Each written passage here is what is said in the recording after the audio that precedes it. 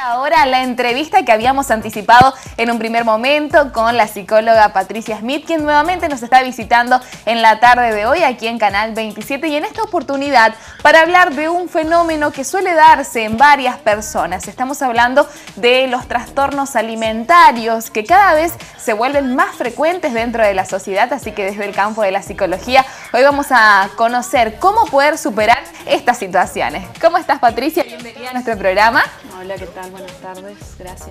Es un gusto, como siempre, tenerte con nosotros compartiendo las entrevistas que, bueno, siempre son de muchísima ayuda también para todos nuestros oyentes. El gusto es mío poder estar acá nuevamente. Bueno, y hoy elegimos justamente esta temática en vista de que es una de las que se destaca por ahí dentro del ámbito de la salud y por lo tanto decidimos justamente relacionarla con vos acerca de lo que se da desde el campo de la psicología al respecto. Y más que nada por ahí tomábamos como ejemplo dos de estos trastornos más frecuentes que son la anorexia y también la bulimia, ¿no? La anorexia que justamente es esa falta de apetito y la bulimia que es lo contrario, son esos atracones repentinos que suelen tener las personas y después, bueno, suelen utilizar algún método que es inadecuado para la salud para poder despedir esos alimentos ingeridos. Y bueno, por lo tanto queremos conocer más al respecto y para comenzar, más que nada, Pato, queremos saber ¿qué es lo que lleva a una persona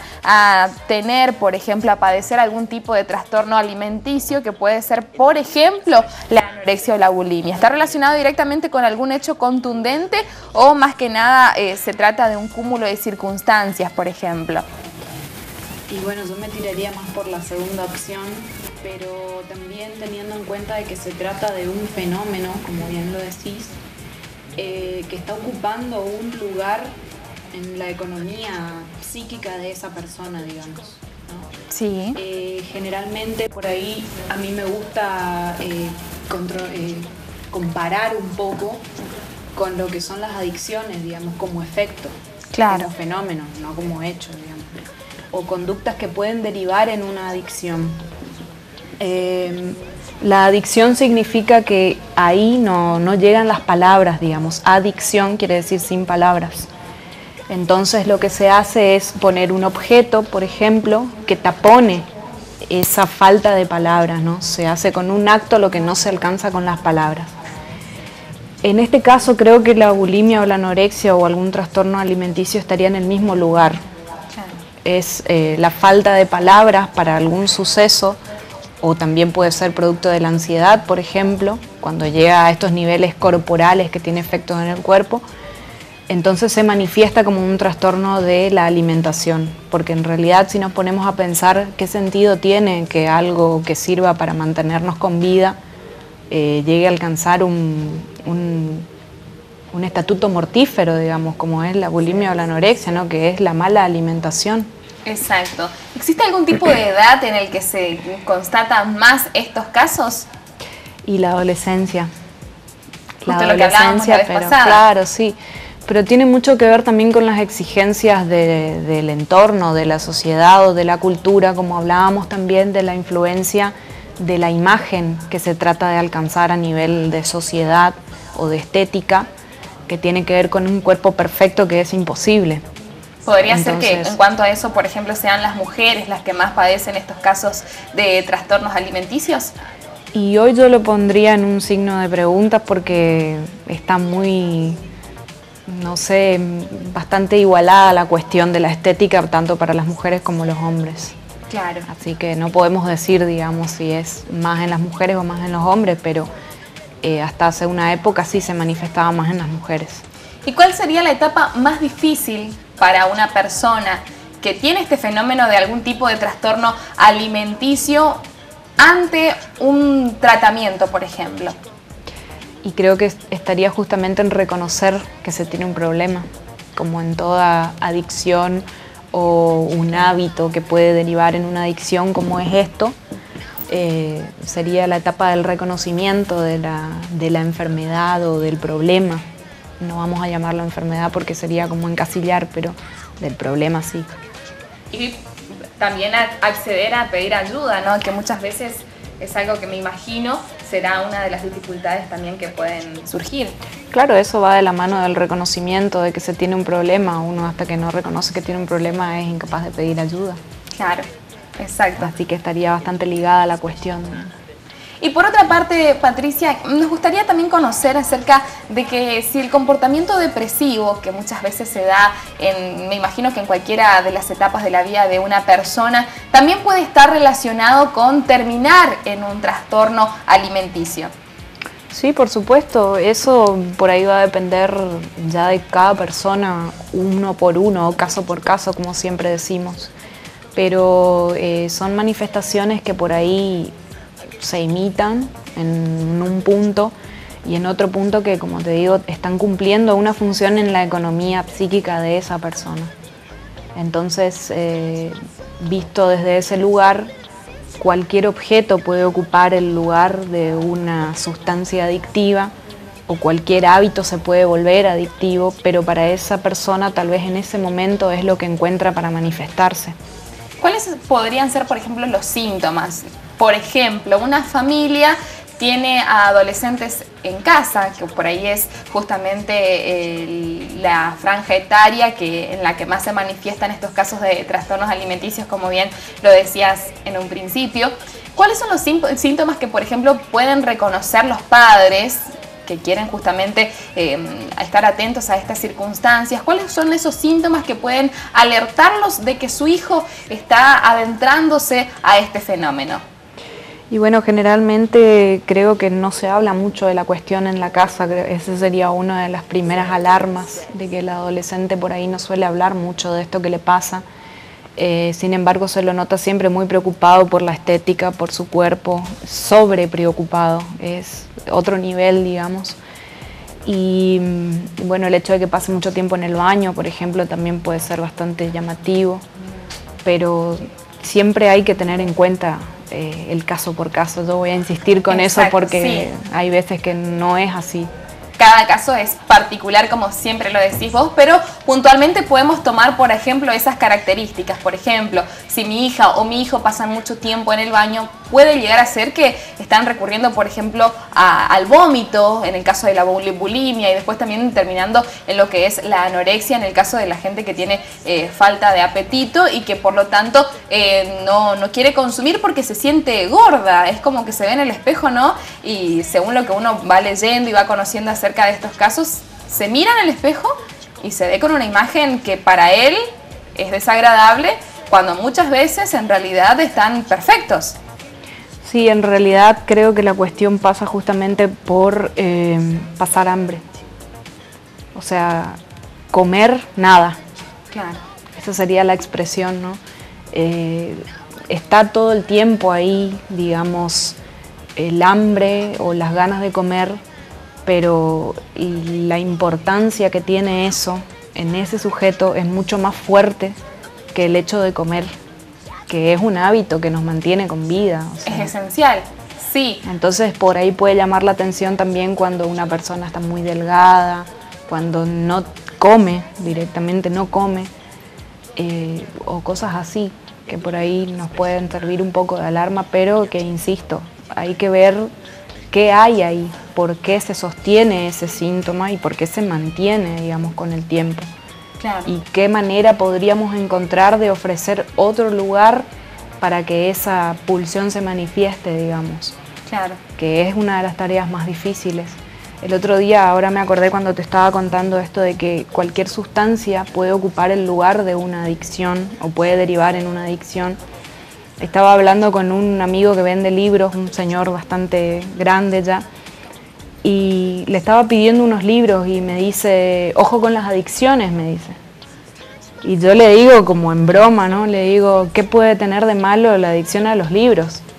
Y me dice, querida, tengo 7 divorcios encima, yo sé lo que te digo, me dice, ¿no? Entonces, ¿cómo puede ser que un libro ocupe el lugar de una conducta adictiva? Exacto. Y esa es la respuesta, digamos, ¿no? Uno ve cuando tiene ese estatuto de lo único que le importa a la persona, puede ser dañino también. Exacto, queda claro entonces la incidencia de ciertos objetos, podríamos decir, en la vida de las personas que, bueno, como bien compartías el caso de tu amigo que vende libros, ya tendría sus 7 divorcios. Qué llamativa la situación, ¿eh? Sí, fue cómico en ese momento porque realmente me dejó sin palabras, o sea, ¿qué le puedes discutir, no? Y otra cosa también, por ejemplo, una paciente, una adolescente que está teniendo muchos conflictos en la casa y el único lugar que encontró para hablar fue en el consultorio. Y la última sesión que vino me dice, te voy a contar que tuve un problema me contó un problema muy grosso que tuvo en la casa y la única salida que se le ocurrió, se le cruzó por la mente tirarse del puente, por ejemplo. Claro, una situación límite. Y en lugar de eso, se compró una caja de cigarrillos de 20 y se fumó los 20 cigarrillos. Entonces, ahí hay como un impulso, digamos, a poner un freno a algo que puede ser peor, como la muerte. Exacto. De una situación límite en la que ese sujeto se ve completamente desbordado y tiene que encontrar un límite que ponerle al cuerpo, digamos. Claro. Entonces, en ese caso, es una conducta que puede derivar en una adicción, pero es una conducta aislada que le sirve a esa persona en ese momento. Claro. Y sin dudas, al hablar justamente de esta edad, de los adolescentes, que por ahí, como insisto con esto, que son las personas en las que por ahí más se destacan estas cuestiones, la de las situaciones límites, la de los fenómenos como por ejemplo el del que estamos hablando, el de los trastornos alimentarios, caemos siempre en lo mismo, de la necesidad que tiene la influencia del medio, de los padres, del entorno familiar en esa etapa de la vida de los hijos para evitar justamente, para estar atentos a estas situaciones y por ende, en consecuencia, evitar estas situaciones límites como las que contabas en el caso de esta paciente o bien en el caso de poder detectar tempranamente el caso de los hijos que se están cayendo en este fenómeno de trastorno alimentario, ya sea anorexia, bulimia y otros tantos que se conocen, ¿no? Exactamente. Es muy importante brindarle un espacio y brindarle la escucha también. No solo a los adolescentes, ¿no? A quien lo necesite en ese entorno familiar también. A veces la familia justamente es el motivo por el que esa persona desencadena algún tipo de conducta así. Claro. Entonces hay que abrir un poco los ojos y hay que escuchar un poco más. Exacto. Y es algo que, bueno, por ahí cuesta en el caso de los padres, que hoy día están tan ocupados, están con tantas actividades, cuesta quizás bajar un poco el hombro y, bueno, ponerse a la par de los hijos para escucharlos, para acompañarlos, para saber qué es lo que está pasando. Y, bueno, por ahí es lo que estamos insistiendo con el paso de los programas, la influencia del entorno familiar dentro del desarrollo integral de la persona y por sobre todo en el caso de los adolescentes. Y en el caso de, por ejemplo, de aquella persona, ya sea adolescente o sea una persona mayor de edad, no sé si por ahí se da en el caso de los niños estos tipos de trastornos alimentarios. Y como siempre hablábamos de que ya en la infancia se empieza a constituir la singularidad de ese sujeto, digamos, que va a derivar en un adolescente, en un joven y demás. Entonces por ahí hay ciertas conductas que se van a mantener. O sea que por ahí hay que tener cuidado también en respetar los horarios de alimentación de los niños, que se alimenten correctamente y bueno, tratar de mantener esa conducta lo más saludable posible. Claro. Para que después, más adelante, no derive en una conducta así, digamos. Claro. Y por ahí en cuanto a cualquiera de las edades, ¿no? ¿Cuál justamente después de esa etapa de reconocerse que vos indicabas como una de las más difíciles dentro de lo que es el tratamiento, el reconocerse que está necesitando de ayuda, que está pasando por un trastorno, por este fenómeno de los trastornos alimentarios, ¿qué tipo de terapia, por ejemplo, podría utilizarse en el caso de estas personas? Yo creo que eso ya va a pasar por la decisión de cada uno y de con qué se va a sentir más cómodo, ¿no? Yo obviamente voy a recomendar el psicoanálisis porque, bueno, es un poco lo que practico, pero aparte con eso por ahí se puede escuchar un poco más allá y ver qué fue lo que hizo que esta conducta derive en bulimia, anorexia, un trastorno alimentario, qué fue lo que hizo que se mantenga así.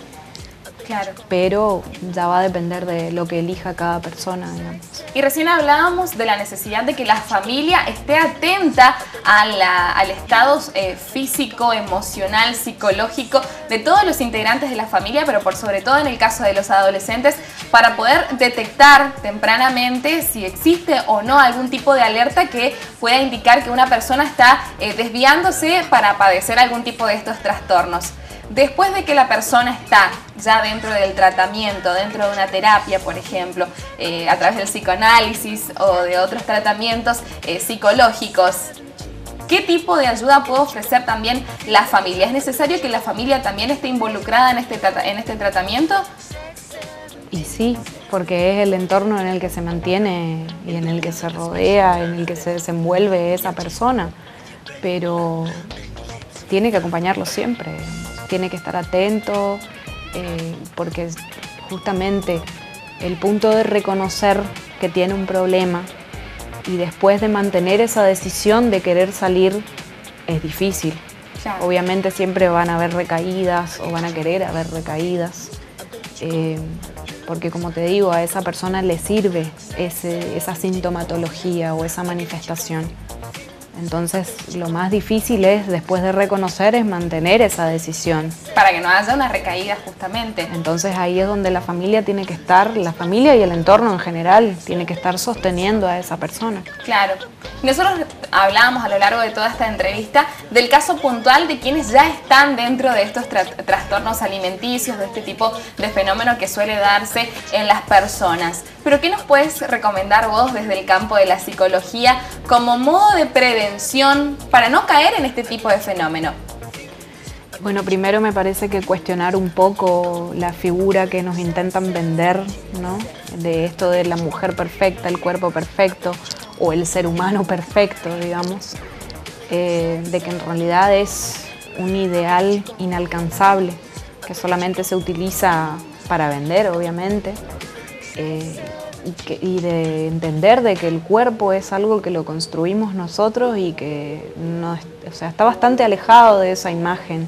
Entonces, a partir de ahí, de que uno pueda criticar, o sea, mirar críticamente, no criticar de tirar malas palabras ni nada de esas cosas, de mirar críticamente esa imagen, uno se puede distanciar de esa demanda que es imposible de cumplir o de satisfacer, digamos, por parte del mercado, por ejemplo. Entender de que, bueno, en realidad el cuerpo real de la realidad es el que tenemos Claro. y tratar de hacer lo mejor posible dentro de nuestras posibilidades con eso. Claro. Y de soportar también un poco esto, que esa es la parte más difícil por ahí. Me quedo con esto que decías, justamente el cuerpo es de la persona, ¿no? Y el cuidado pasa de manera individual y bueno, por eso la necesidad de que de manera individual tengamos esa mirada crítica de ver qué es lo que verdaderamente nos hace bien y qué es lo que verdaderamente puede derivar a que terminemos cayendo en alguno de estos trastornos que, si queremos ser extremistas, podemos terminar diciendo que muchas veces son causantes de tantas muertes a nivel mundial y que bueno, es lo que nadie quiere pasar, ninguna familia quiere pasar. Y muchas veces se lamentan después de que ocurrieron. Así que justamente por eso queríamos hablar con vos en esta tarde, para que nos amplíes los conocimientos al respecto y también nos des desde el punto de vista psicológico esta toma de conciencia que es tan necesaria al respecto de estos temas alimenticios y que bueno, están estrechamente relacionados también con la psicología. Así es. La incidencia que tiene sobre el cuerpo los trastornos, vamos viendo que es bastante fuerte, digamos. Bueno, Patricia, te agradezco por haber estado nuevamente con nosotros compartiéndonos siempre con todas las informaciones, con todos los datos acerca de cada uno de los temas que siempre planteamos.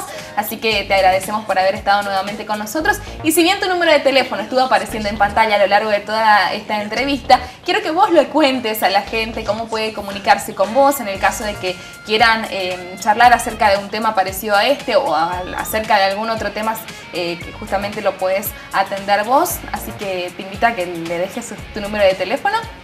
Bueno, 154665856. Bueno. Cuando quieran.